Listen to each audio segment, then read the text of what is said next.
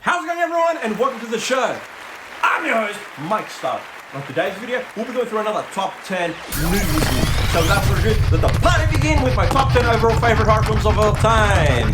Starting off with the first one from 1973, based on the William Peter Blatty novel of the same title, directed by William Friedkin, rest in peace, and that is The Original Exorcist. What can I say? Growing up, didn't really love this film. Actually, wasn't allowed to watch this film growing up because I grew up in a strict Christian household. But one day, me and my mate went to our local video store, rented it, didn't like it. But over the past years, this film has grown on me. Love it, love it. Next one is another film about the dark, evil side, and that is Rosemary's Baby, based off the Ira Levine novel of the same title, directed by Roman Polanski. This is a great film.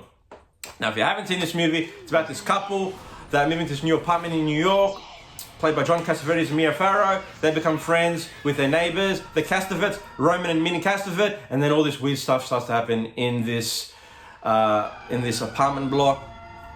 And when Rosemary starts to try to get pregnant, and then she gets pregnant, it even gets weirder and darker. Love this movie, well written. What can I say? This film here is just what catapulted Roman Polanski into the limelight of Hollywood and made him a famous, ultra famous director. Next one is the original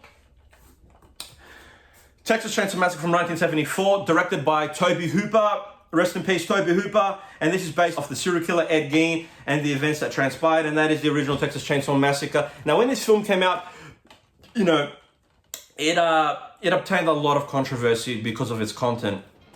Really, really scary film, low budget, still talked about to this day. Great movie about a group of these kids driving across Texas, car breaks down, and they discover this house, they go in the house, that was their worst mistake, and then Leatherface kills people off one by one. Love this movie, great movie, have it on 4K. Did an in-depth review of the 4K, but definitely scary, great movie. The remakes don't even come close to this one. Next one on the list is the 2002 horror zombie film based off the Capcom video game starring Mila Jovovich and Michelle Rodriguez, and that is Resident Evil. I saw this film first with my brother at the cinemas.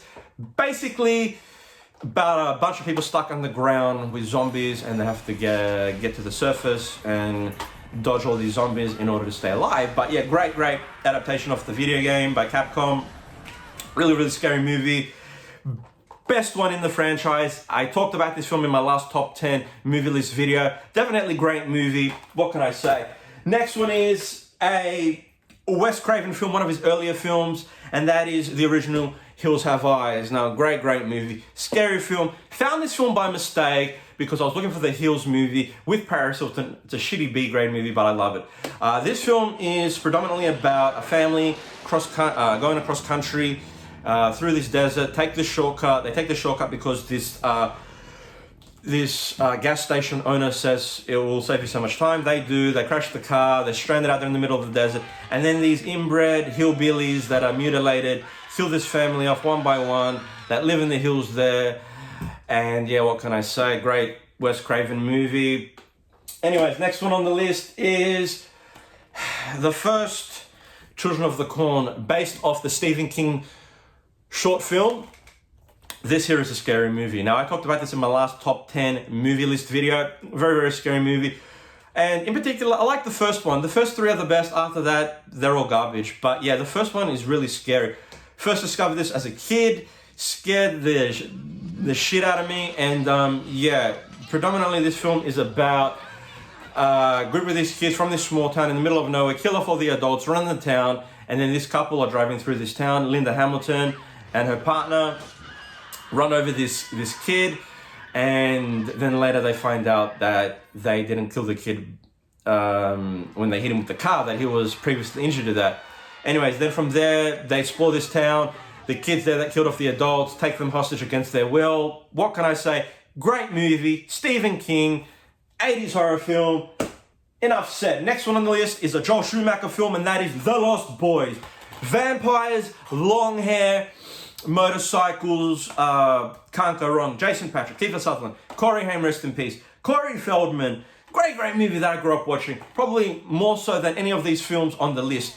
This film here is about a family that moved to this small town in America called Santa Carla, the murder capital of America.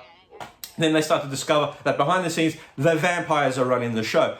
And then the older brother Mike gets indoctrinated into this group of motorcycle riding vampires, and his younger brother has to stop him. But his younger brother Sam, has to stop him. So anyways, the next one on the list is another Wes Craven film, or Wes Craven franchise, I should say. Wes Craven, let me just stop and say, Wes Craven, was and is and will always be a huge part of the horror film world. And it's just such a talent, and will be missed, will be missed so much, because he just, he impacted the world of horror cinema so much. But anyways, the next film on the list is the Scream franchise. Next films on the list, I should say, are the Scream films, but in particular the second one. I don't know what it is about the second one. Me and my brother first discovered this film on cable TV when we had cable TV. It was called Optus in Australia. Second one we first watched. Then I watched the first one. I bought it on VHS. Then I watched the third one at the cinemas. But yeah, the second one, for some reason, it speaks volume to me. If you haven't seen this film, or films I should say, it's about the Ghostface killer in his costume and mask killing off the teenagers in the town of Woodsboro. What can I say? Nev Campbell, Courtney Cox, David Arquette.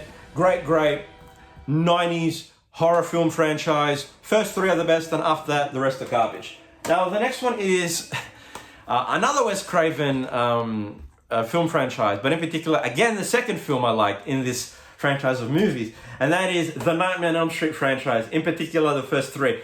But more so, the second one is my favorite one, Freddy's Revenge. Now, if you haven't seen A Nightmare on Elm Street, the first film, the story is about Freddy Krueger, about an entity that comes in your dreams and kills you. And who Freddy Krueger was prior to that was a child molester / serial killer in the town of Springwood. I'm pretty sure it's Springwood. And he was killing off the kids and molesting them, and then the town took the law into their own hands and burnt him alive. And then he found a way to get into kids' dreams when they fall asleep and kill them. First one is good, so it's Johnny Depp. Second one is even better, Freddy's Revenge. And the third one has the best music, in my opinion, by Dokken, because I love heavy metal and I love rock music, if you can't tell already. Yeah, third one's good too, but the second one I want to talk about is my favorite one. About this kid that moves into this house on Elm Street, discovers this shoebox with Nancy's belongings from the first one, and finds out that the woman just didn't have mental issues and she didn't go crazy, because this kid is going through the same things that she was going through. But yeah, it's very sad to find out that the main protagonist of the second film actually has AIDS in real life. But yeah, the second film has a weird gay theme in it, which is a bit unusual. I don't know, it's just not expected. Great film though, great film. And the gay stuff goes in this movie. I don't know why, but it goes. Having said that, yeah, second one is my favorite one. But yeah. Now, number one on this list, you probably all know what this is, and that is the adaptation of the novella of Clive Barker's novella, The Hellbound Heart. And in particular, I like the first one the best. First three are the best, but the first one is my favorite, and that is the Hellraiser franchise. Love this movie, love the visuals, love the practical effects, and Pinhead, I will mention, didn't really start to make a massive appearance until the third Hellraiser movie, Hell on Earth. Second one, Hellbound, Hellraiser 2, was directed by Tony Randall. The first one was directed and written by Clive Barker, which is why it's my favorite, but it's just the best made one. But yeah, Pinhead was merely just the Cenobite in the first one. Second one, he was in it a bit more as the lead Cenobite, and then the third one, he was the main antagonist in the movie. But the first film, if you haven't seen the Hellraiser movie, Hellraiser came out in 1987 and was based off the novella, The Hellbound Heart. And the film opens up with the character of Frank, a middle-aged male in the Middle East buying this puzzle box of the shaped character. And then it transitions to Frank in his attic in America trying to solve this puzzle box. When he eventually solves it, opens up the puzzle box, and that opens up the gateway to hell. And then these chains with hooks come out. And from there, he gets pulled into hell, disappears, nobody knows where he is, and then Frank's brother moves into his abandoned house in America with his new wife, Julia. And then you find out that Julia is having this secret love affair behind her husband's back with her brother-in-law, Frank. and then she goes to the attic where her husband drips blood into the floorboards and brings Frank back to life because Frank escapes the puzzle box, escapes hell. And then she has to bring victims back to Frank, who is a skeleton, and the more victims she brings back, the more human he becomes. But it's just a great movie. And then you find out throughout the film Frank's intentions, the more human he becomes, what he wants to do with his life, and what he wants to do with Julia. And then Julia's husband's daughter starts to discover certain things about Julia, about what's going on with Frank, and then finds this puzzle box. But just a great movie. Check it out if you haven't seen it. But this video is done. So without further ado, I just want to say thank you all for watching. I'm Mike Stuff. If you like this video, give it a thumbs up. Comment down below with any questions you may have, and subscribe if you haven't. But if you have subscribed, thank you all for supporting this channel. I really mean it. I just want to say thank you all for helping me reach 400 subscribers, 400 plus subscribers now, and showing your love, you know. I really mean it. But I do want to mention a few titles that didn't make the cut.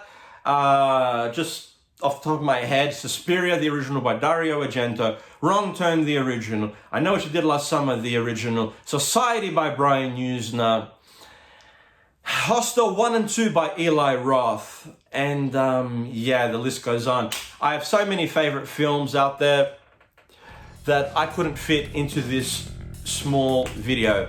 But anyways, I'm going now because it's summertime here in Australia. It is hot, and I'm going now to cool down. So again, without further ado, I just want to say thank you all for watching, and without further ado again, I'll catch you all in my next video, folks.